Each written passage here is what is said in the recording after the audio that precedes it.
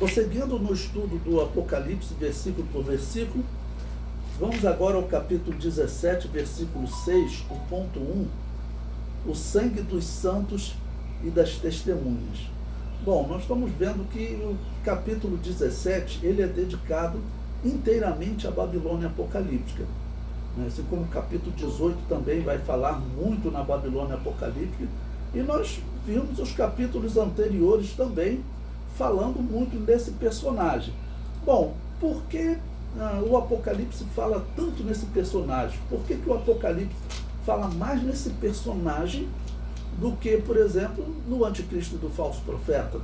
Bom, porque o Apocalipse ele é um aviso também para a igreja de Jesus, tá ok? O Apocalipse ele é um aviso para a igreja de Jesus. Isso nos avisa que essa instituição, ela é sim uma instituição muito perigosa.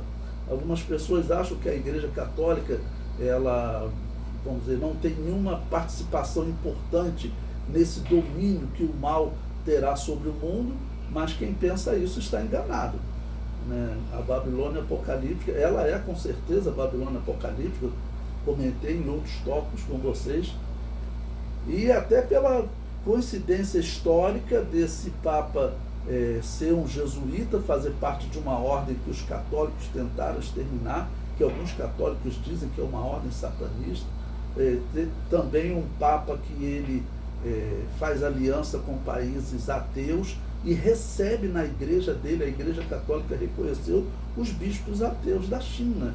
É algo assim inacreditável. O líder daquele que se diz representante de Deus na Terra reconhecer como ministros dessa instituição um bispo que não acredita em Deus, né? E isso foi uma atitude que está até assim sendo criticada, muito criticada por muitos católicos, alguns católicos até chamando ele de anticristo.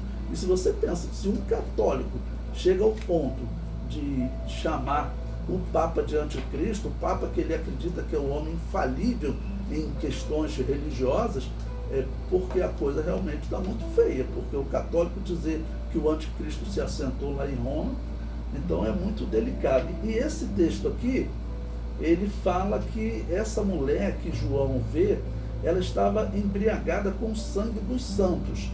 Bom, o versículo diz, e vi que a mulher estava embriagada do sangue dos santos e do sangue das testemunhas de Jesus. E vendo-a eu, maravilhei-me com grande admiração. É até estranho, mas João admirou certamente por causa da riqueza dela, né? Porque ela tinha um lado sombrio, mas ela está com uma taça de ouro na mão, um cálice de ouro, né? Então, certamente por essa questão de riqueza. Se for olhar nesse sentido para a Igreja Católica, justifica essa atitude de João. Mas em relação a ela estar embriagada com o sangue dos santos e da testemunha de Jesus. Bom, eu digo que a Igreja Católica, eu vejo ela perseguindo a Igreja de Jesus desde que ela nasceu, né? Você tem aquele grupo que defende que não, ela sempre foi Igreja de Jesus. Quando a Igreja Católica nasceu com Constantino, eles acham que ela continuou sendo Igreja de Jesus, pervertida, mas Igreja de Jesus.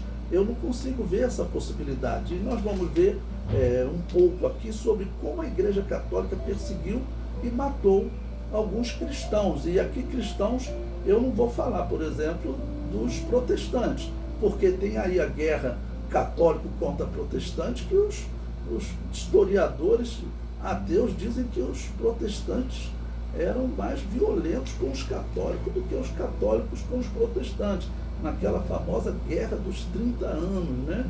E os historiadores dizem que para se igualar aquela guerra entre católicos e protestantes, você tem que somar a Primeira e a Segunda Guerra Mundial em termos de destruição na Alemanha. Então a coisa não é fácil. Eu coloquei aí uma mensagem inicial, olha, a Babilônia apocalíptica nunca dará o golpe de misericórdia na verdadeira igreja, ou seja, ela nunca vai conseguir destruir. A Igreja Católica, ela fala com orgulho, os historiadores dela dizem que ela conseguiu exterminar com todas as outras igrejas no 7º século da era cristã. já é estranho, né? Você considerar como uma igreja verdadeira uma que bate no peito dizendo que exterminou com todas as outras. A justificativa, na visão dela, é todas as outras estavam erradas. E por isso ela tinha que exterminar. Claro que isso não justifica, tá bom? Mas eles perseguiram nesse período de formas terríveis. Então vejamos, o termo golpe de misericórdia era usado por alguns para descrever um homem que se encontrava ferido de morte e um amigo lhe tirava a vida para acabar com o sofrimento, como aconteceu com Saul. Essa prática prosseguiu até a Idade Média, quando eles usavam um punhal que chamavam de misericórdia, que era usado para tirar a vida de um amigo, acabando com o seu sofrimento. A Babilônia apocalíptica, ela vai pegar isso e ela vai mudar esse golpe de misericórdia, né? Na visão dela, ela não muda, mas na verdade muda. Observe, a Babilônia apocalíptica usava essa prática para torturar os cristãos, e não só cristãos, né? Mas pagãos também. Quem lembra daquele filme Coração Valente, lembre-se que a autoridade que estava ali para tirar a vida, que era uma autoridade católica, ele falava para a pessoa pedir misericórdia. Você pedir misericórdia, eu dou um golpe de misericórdia, ou seja, eu acabo com a tua vida. A Igreja Católica transformou isso no golpe de misericórdia. É uma atitude boa, né? E aí você pede perdão, a tua alma vai para o purgatório, queima um pouquinho e vai ser salvo. Ou seja, mudou completamente o significado. O comentário prossegue. De todas as portas do inferno que não prevalecerão contra a Igreja de Jesus, a Babilônia apocalíptica parece ser a mais significativa, visto que o Apocalipse dedica mais tempo a esse personagem em detrimento das bestas que sobem do mar, da besta que sobe da terra ou qualquer outro inimigo. Então, eu já comento aqui, o tempo que o Apocalipse dedica a essa instituição é significativo, irmãos. Existe a possibilidade muito grande da Igreja de Jesus, por exemplo, nesse período final, ela não ser atacada não é só pela corrupção, até financeira, como está tendo, não. Muito provavelmente, doutrinariamente, liderada por quem? Pela Igreja Católica. Esse parece ser o trabalho dela. E eu sempre falo, isso está acontecendo. Porque em 2017 as igrejas reformadas já assinaram com a Igreja Católica.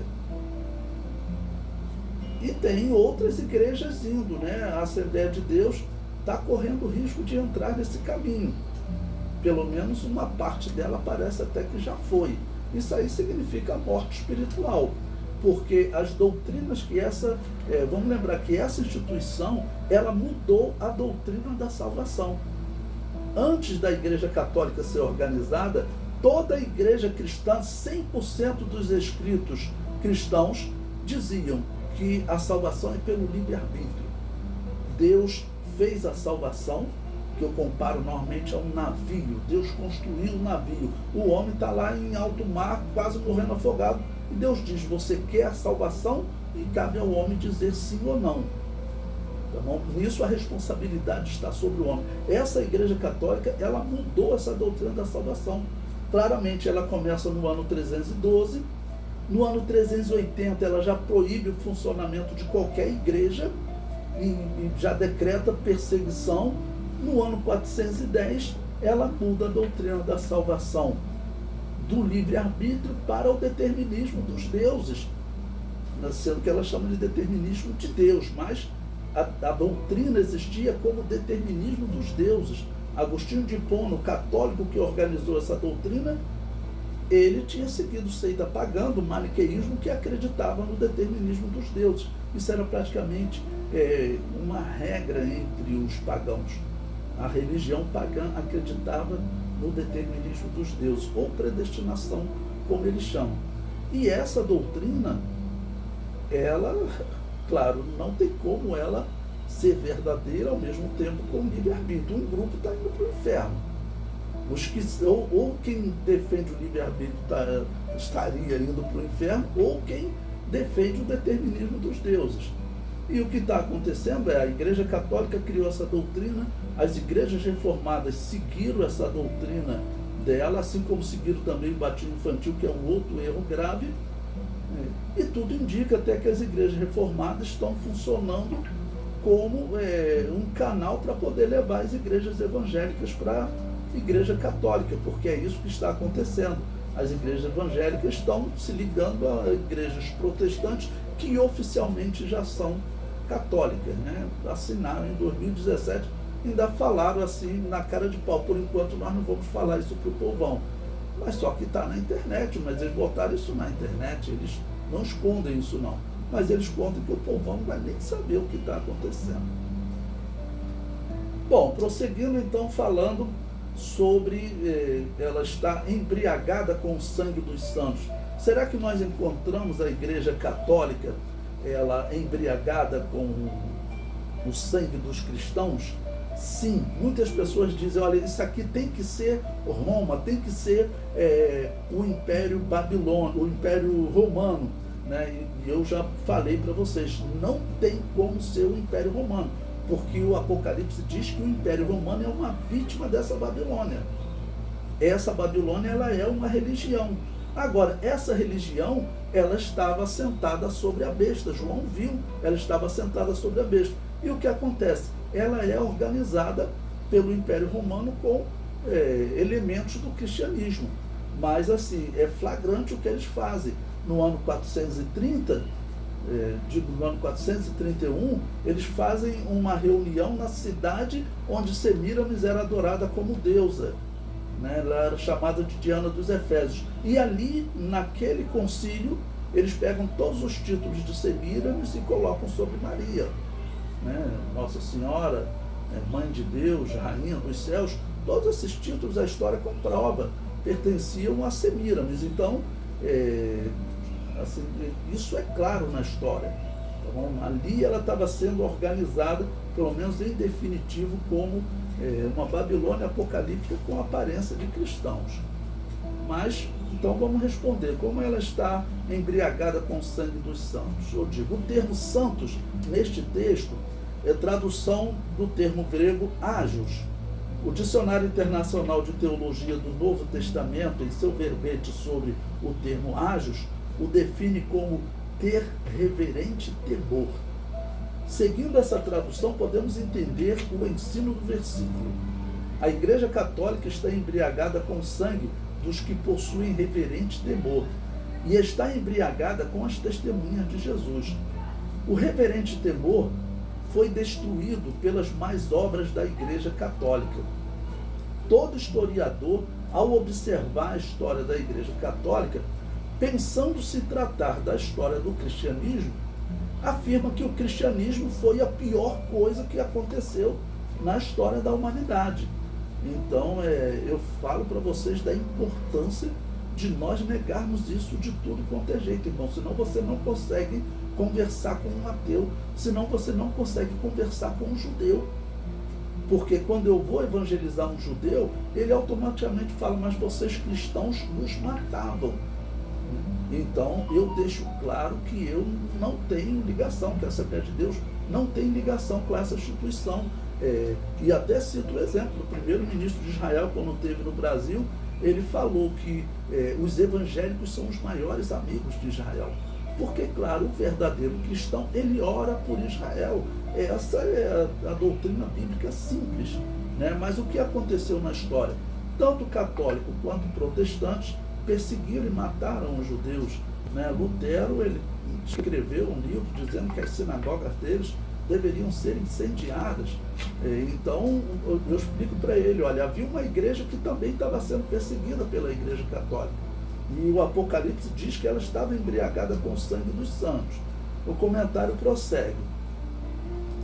O cristianismo, segundo esses ateus, teria sido o maior assassino, o maior opressor e pervertedor da história da humanidade. Porque os historiadores falam isso. O que a Igreja Católica fez com os reis, vamos dizer, pervertendo de todas as maneiras, fazendo uso da fé, dizendo que ela tinha controle sobre a eternidade. teve o príncipe da Boêmia, né, que ele prometeu um indulto a John Hus, e aí o representante da Igreja Católica falou, olha, se você proteger um herege, você está protegendo alguém contra a Igreja. Nós vamos tirar o teu perdão, você não vai conseguir sair do purgatório. O homem falou, vai lá, então queima Jesus. Ou seja, isso aí é um exemplo em milhares. Tem uma obra de um espanhol com um título errado, ele diz Los Crimes del Cristianismo, contando a história da Igreja Católica. É uma enciclopédia de 10 volumes, contando a história da Igreja Católica. Os historiadores olham para essa história, eles falam, olha, bom, se isso aí é cristianismo, né? Na verdade eles não falam isso, eles pensam que é cristianismo. E eles estão tentando convencer, né, os cristãos de que realmente aquilo era cristianismo. E as igrejas reformadas ajudam ele nisso, porque a igreja reformada tem que defender que eles eram cristianismo. Porque os teólogos reformados atualmente, eles perceberam que Lutero e Calvino davam um tiro no pé. Porque se aquela instituição era a Babilônia apocalíptica, como eles chegaram a chamar, então os reformados representam só um grupo que tentou reformar a Babilônia apocalíptica. Então eles têm que defender também. E eles estão querendo convencer os evangélicos de que eles eram realmente, de fato, a igreja verdadeira. Bom, veja esse exemplo que eu vou contar, que é uma pessoa que você pode pesquisar na internet, a Enciclopédia Britânica já falou nela, né? A história fala na vida dessa mulher. A mulher chamada Anna Uterhoven foi uma anabatista que foi capturada em 1594 na Holanda. E após interrogatório diante da autoridade católica, a irmã Ana se recusou a renegar a sua fé e afirmou que continuaria negando o batismo infantil, e assim foi lançada na prisão. Então vocês vejam, a Holanda, ela sempre foi um dos países assim que mais respeitaram, né, a religião, mas quando houve a reforma começou uma guerra, e os católicos, onde eles assumiam, eles perseguiam os protestantes, e os protestantes, onde eles assumiam, eles perseguiam os católicos, tanto que teve lei que disse, olha, o povo vai ter que seguir a religião do rei. Se o rei resolveu ser protestante, tinha que todo mundo ser protestante, senão vão morrer.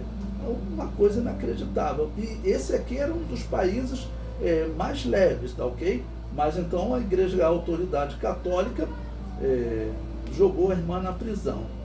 Em julho de 1597, Ana recebeu a visita de jesuítas para convencê-la a renegar a fé anabatista. Ou seja, porque você falar que batismo infantil, batismo de recém-nascido não vale, era crime de morte. Desde quando? Desde o ano 380, que o Papa Damaso assinou o Edito de Tessalônica, dizendo que não poderia funcionar nenhuma outra igreja que não seguisse o rito de Roma. Então, rejeitar o batismo, né, dos recém-nascidos era crime de morte. E a Igreja Católica chamava eles de anabatistas, né, rebatizadores, porque as pessoas que entravam para essa igreja, eles eram batizados, na visão católica, rebatizados. Então os cristãos dessas igrejas tinham que viver normalmente no campo, né, e sendo descobertos, eles eram perseguidos e mortos. Bom, então ofereceu ela a renegar a fé anabatista, mas ela manteve a sua fidelidade e rejeitou a proposta católica. Diante da recusa, foi ordenado que ela fosse sepultada viva no dia 17 de julho de 1597. E quem determinava era a autoridade católica, porque eles consideravam essas igrejas, né, que não aceitavam o batismo infantil, essas igrejas anabatistas, consideravam eles, tá bom, como um grupo perigosíssimo. Por isso eles diziam que tinham perseguido até exterminar no 7º século da era cristã, porque seria um grupo perigosíssimo, né? Mas que grupo perigoso é esse que durante esse período aqui tem caso de anabatista ser preso e ele ir para o lugar de morte pregando o evangelho para o católico ou para o protestante que estava mandando matar ele, estava levando ele para afogar, que normalmente eram os protestantes que faziam isso, né? Bom, prosseguindo, então ofereceram a ela novamente que ela aceitasse a doutrina católica, ela recusou. Diante da recusa, foi ordenado então que ela fosse sepultada viva no dia 17 de julho de 1957. Durante o enterro, as autoridades católicas ofereceram diversas oportunidades de ela negar a fé e aceitar o catolicismo, mas Ana continuou fiel e os católicos a sepultaram viva. Essa perseguição não era de agora. Eu já comentei com vocês em outro tópico. Aqui nós estamos ali próximo do ano 1600, em número redondo. Olha, 400 anos antes, a história diz que a Igreja Católica encontrou um grupo que eles chamavam de anabatista, ou seja, que não aceitava o batismo de recém-nascido, escondido nas montanhas da França. Uma igreja grande, só que vivia escondida. E as igrejas viviam assim em outras partes do mundo. Quando a Igreja Católica chega em Jerusalém, na guerra contra os muçulmanos, ele encontra lá igrejas evangélicas, historiadores católicos testemunham isso. O que os católicos fizeram? Matou-os à espada. Por quê? Porque não eram católicos, eram cristãos, mas não eram católicos. O comentário prossegue. A história de Ana ficou tão conhecida e a sua execução foi tão criticada que a Holanda encerrou com as execuções. Ou seja, os governantes falaram com os católicos, não é possível isso. Que ódio é esse? Que a pessoa tem que ser enterrada viva. Isso não é um ódio normal e realmente não era normal. Aquilo ali era a Babilônia apocalíptica embriagada com o sangue dos santos, porque, na verdade, essa religião era ela que fazia o Império Romano perseguir os cristãos. Concluindo essa parte, olha, a partir de 1609, a Babilônia apocalíptica não pôde mais se embriagar com o sangue das testemunhas de Jesus na Holanda. Os anabatistas não seriam mais mortos, apenas exilados.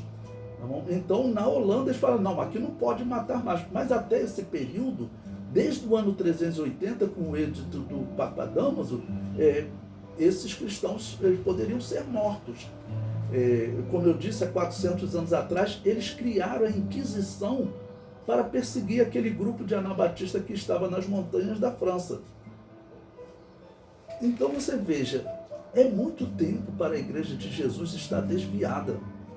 Não é possível que essas pessoas consigam acreditar, porque nesse período é só corrupção. Ela se assenta sobre os reis, ela manda os reis matarem os pagãos, manda os reis matarem muçulmanos, manda os reis matarem judeus, manda os reis matarem até outros cristãos.